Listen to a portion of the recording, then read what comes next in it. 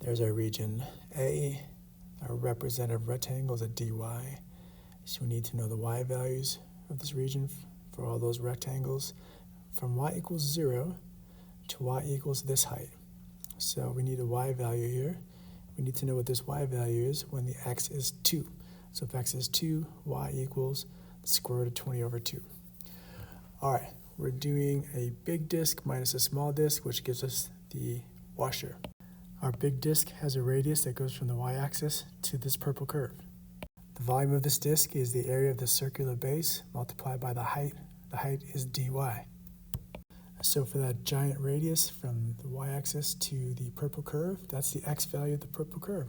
So you need to solve this equation for x. It doesn't take too long, it's not too bad. X will end up being the square root of blah, blah, blah. So pi radius squared times dy. That's the radius squared. Pi radius squared dy. That's the volume of all those disks for the entire region. But now we need to subtract the hole on the inside. Well, the hole on the inside is this disk, and its radius is the distance from the y-axis to this line. All the edges are right there, and that's just 2. That's a constant 2. So its volume is pi radius squared times the height. That'll do it. We've got our limits of integration. We've got the accumulation of all those disks. This is our volume, and it's about 19.462.